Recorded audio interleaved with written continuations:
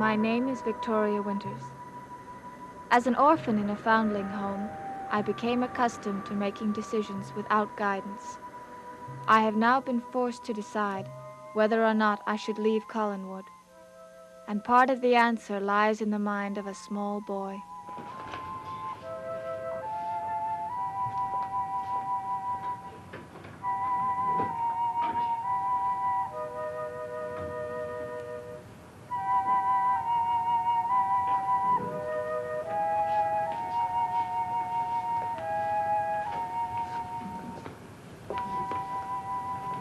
What are you doing? What does it look like I'm doing? Looks like you're packing your things to go away. That's what you wanted, isn't it? Well, that's what I said I wanted. You said, and I think I'm quoting you pretty closely. You said, I hate you. You said, if you die, I won't even come to your funeral. You said, I hope you stay in that locked room for the rest of your life. Did I say that? You certainly did. I didn't mean it. Not all of it. Really? What part didn't you mean, David? Well, if you died, I would come to your funeral. Well, I suppose that's something. Why would you come to my funeral? Because I like funerals.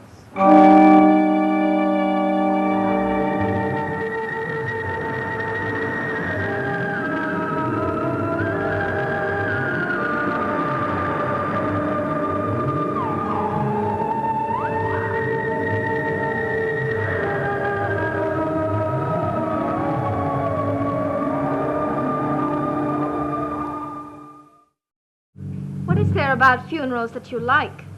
Everything. I used to play a game about a funeral, all by myself. Sometimes I would be the dead person, sometimes I would be a mourner, and sometimes I would be the preacher, and sometimes I would be all of them. Who is the dead person supposed to be? My father. Well, that certainly is a morbid game. Is it any worse than going around shooting people? Bang, bang, bang, bang! You're dead? Oh, so you don't approve of shooting people? Well, not particularly. I think there's a better way. Like trying to scare them to death. What's that supposed to mean? Your father said he scolded you for locking me in that room last night. I didn't know you were in it. How can you stand there and tell me such a lie? It's the truth. I thought you had already left. Then why did you yell out, I hope you stay in there until you die? But I wasn't talking to you. I was talking to the ghosts. What ghosts? Well, there are two of them. One is Josette Collins. There's another girl, but I don't know her name. No, David, there aren't two of them. There are three of them. Well, all I ever saw was two. Didn't anybody tell you what I saw? No. What did you see? I saw the ghost of Bill Malloy. I don't believe it. All right, David, you don't have to believe it. I know I didn't believe you when you told me about your ghosts, but I do believe now. What did he do? Did he talk to you? Yes, he talked to me. He told me to leave Collinwood. Oh, but you can't leave now. Why not? Just can't, that's all. You just can't. Well, that's why I'm packing, because I thought you wanted me to leave. That was before I knew. Before you knew what? That you had seen a ghost. Besides me, you're the only person that ever has. What difference should that make? Well, if they let themselves be seen by you, then that means they like you and they want you to stay. Oh, no. He told me to leave before I was killed the way he was. Then that means that his death wasn't an accident. I knew it all the time. He was murdered. What makes you say that? Well, if it had been an accident, well, he wouldn't have come back. It's the same way with Josette Collins. She didn't fall off Widow's Hill. Somebody pushed her.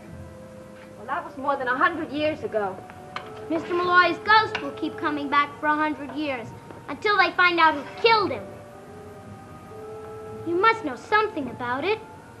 No, I don't. Well, you could know and not even know it. That's nonsense. No, it isn't either. Please, Miss Winters, don't leave Collinwood. But I can't stay. But I want you to stay. Because I want you to stay. Oh, Did I just hear right? David, are you begging Vicky not to leave Collinwood? Yes, she has to stay. You did say you'd leave it up to David, Vicky. Well, this is for an entirely different reason. She saw Mr. Malloy's ghost. You can call me anything you want. You can beat me till I'm black and blue, but please make Miss Winters stay here. That's exactly why I came in here. Now, why don't you leave us alone, David? I'll do anything you say.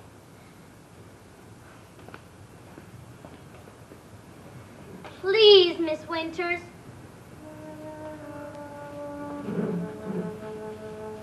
Wow. What brought all that on? Well, it would seem that any friend of a ghost is a friend of David's. Now, Vicky, it's broad daylight. You're not locked up in that room, and there's no thunder and lightning, right? Right? So now that you think back on it, did you really see a ghost? Or were you just dreaming? Well, I may have been dreaming, but what I saw was real. Oh, I don't mean it that way. It was unreal and supernatural. But even if I was dreaming, I certainly didn't dream that seaweed on the floor. He left seaweed on the floor? Mm-hmm. I wrote it all down. I'll show you.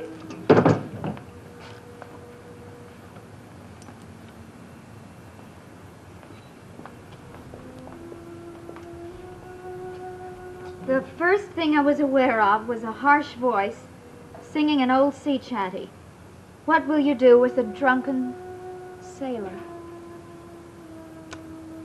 That was Bill Malloy's favorite song. Well, then that proves something, doesn't it? I guess so. But I'm not sure what.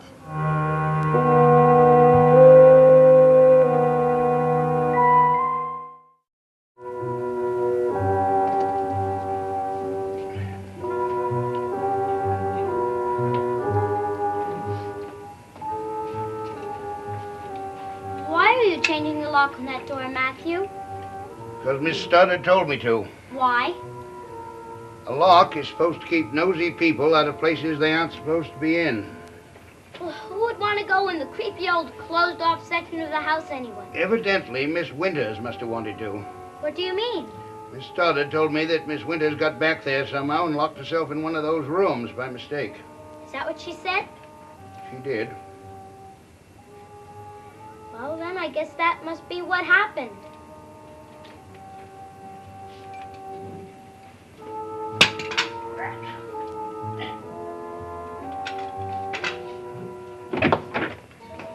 Oh, I couldn't imagine.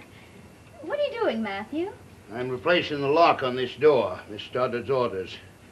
Why? Evidently, there were too many loose keys to this old lock. Oh.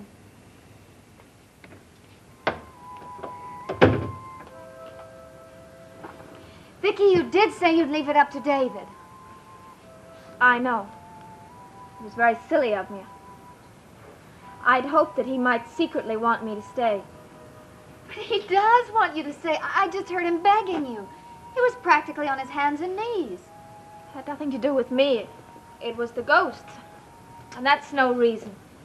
Well, then what about your search? What about trying to find out who you are? Who your parents were? Are you just going to give that up, too? No, I'll never give that up. I'll just have to try looking someplace else. Actually, I haven't learned one thing here that I didn't already know. But you might. Carolyn, I like you. I really do. You're a very nice person. No, I'm not. I'm selfish and thoughtless and scatterbrained. And if I weren't all those things, I'd be urging you to leave Collinwood, too. So I guess I'm more selfish than anything else.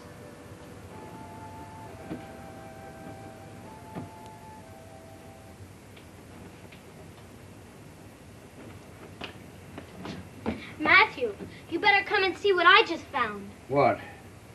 Well, on the stairs going downstairs, the rug is too loose and somebody's liable to trip and break their neck. Maybe I'd better have a look at it.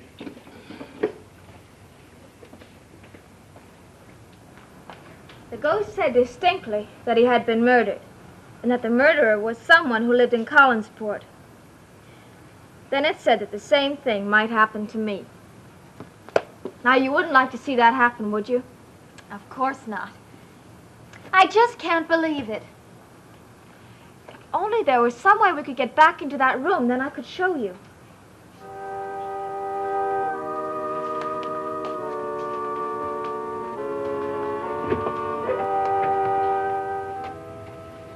There is a way.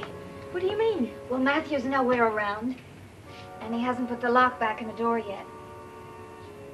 Except, I'm not exactly wild about going back there.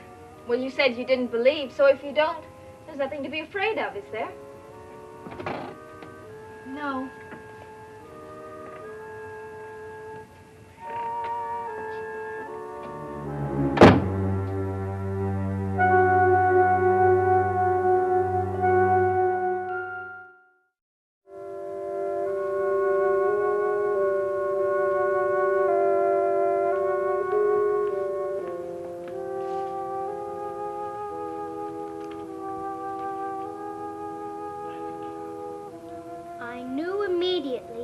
Mr. Malloy, or the ghost of Mr. Malloy. He was wearing the same clothes in which I had last seen him. He was soaking wet, as though he just dredged up from his watery grave. There was seaweed hanging from his shoulders. It was the most horrible sight I have ever seen in my life.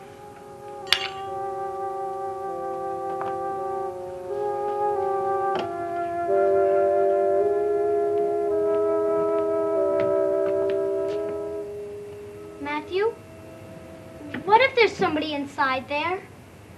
There isn't. But what if there was? Could they get out after you put the new lock on? You ask too many questions. Matthew, do you believe in ghosts? I don't believe or disbelieve. You want me to tell you why you're putting that lock on the door? You don't have to tell me. I'm putting it on there because Miss Stoddard told me to. But do you know why? I don't care why. Well, I'll tell you anyway. My Aunt Elizabeth didn't ask you to put it on just to keep people from getting in, but also maybe to keep ghosts from getting out. What ghosts? The ghost Miss Winters saw last night. Whose ghost did she see? It was a ghost of Mr. Malloy. You sure? Is that what she said? Well, it doesn't matter what she It said. matters to me. What did she say? Matthew, you're hurting my arm. What did she say? Well, she said that the ghost told her about the night that Mr. Malloy was murdered. It couldn't be. The sheriff and the coroner, they both said it was an accidental drowning. But that isn't what the ghost said. What else did the ghost say? Well, I don't remember it all. But it did say that somebody killed Mr. Malloy. You know, I thought so all along, didn't you? No, I didn't. I didn't think anything about it at all. Listen, Matthew. Before you finish putting the lock in, why don't you let me take you inside to see the room? What room? The room that Mr. Malloy's ghost came to visit Miss Winters in. I wouldn't like that at all.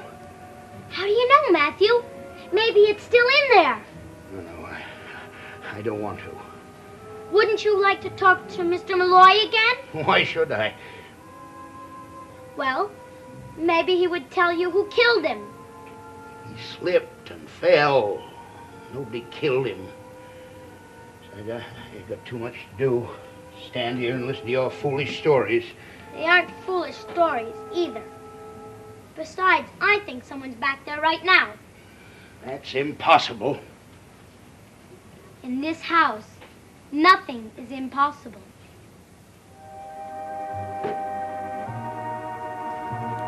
This is the place. And here is the key that was so thick it wouldn't fit under the door. Do you really think we should go in there? Well, we're here now. And just to be on the safe side, I'm going to hang on to this.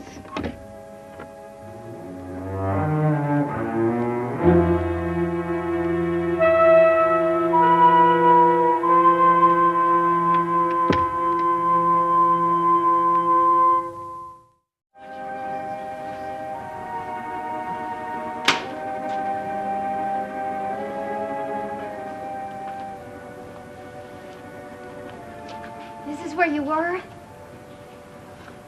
I must admit, though, it doesn't look quite as bad in daylight. It's horrible in any kind of light. Vicky, I would have just died. I almost did. When that candle went out, and there was no more light in here, I thought it was the end. I finally fell asleep from exhaustion. Vicky, if you fell asleep, then everything else might have been something you dreamed. Oh, no. The storm woke me up. I remember being awake. I remember the thunder, and the lightning, and Mr. Malloy standing right there.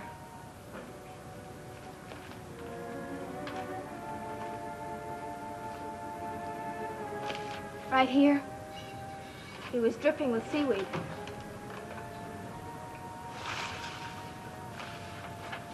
I don't see any seaweed. Well, I don't understand. I'm sure there was some here when I left. Vicky, maybe the whole thing, I mean every bit of it, was just a part of the dream you had. Maybe. But it was no dream when I couldn't get this key under the door. How could you do that? Well, I thought if I slid a piece of paper under the door, I'll show you. I don't see what good that would do. Well, you will. Then I took a hairpin out and I poked at the pin through, I poked at the key through there so that it would fall on the paper and I would pull the paper back underneath. You see.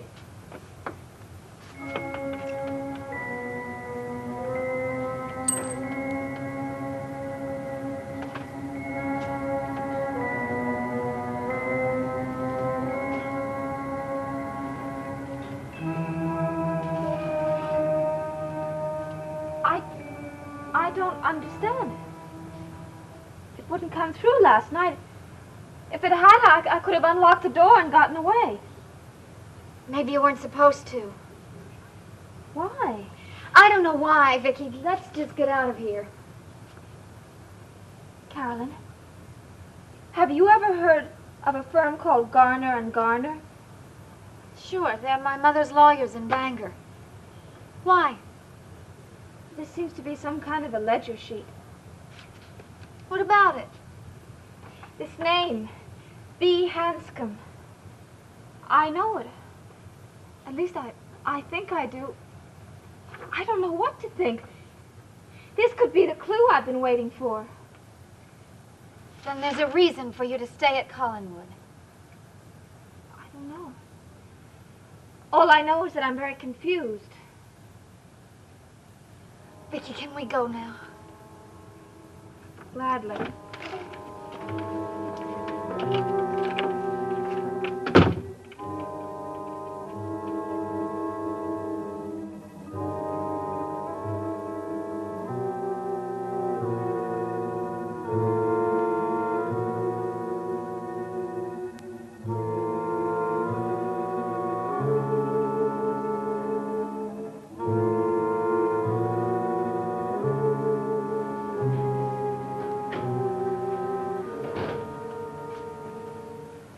What are you doing? Spying on us? No, honest I wasn't. I was all- just worried when I saw you go in the secret door. I'm tired of being spied on by a miniature police force. I wasn't worried about you. I was worried about Miss Winters. David, are you actually beginning to like me? Miss Winters, I love you.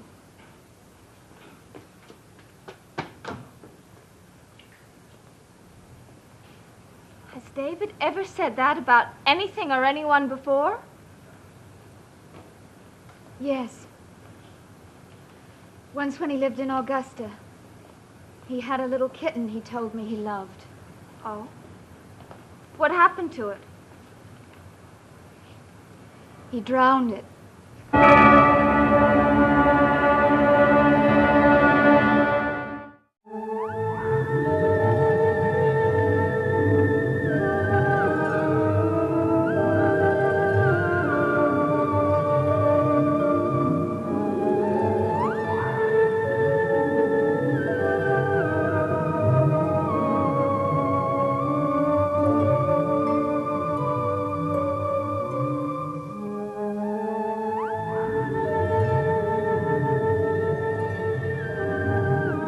Suspense, danger, and uninhibited romance. See The Prize, starring Paul Newman and Elka Summer. It's the Sunday night movie in color, here on ABC.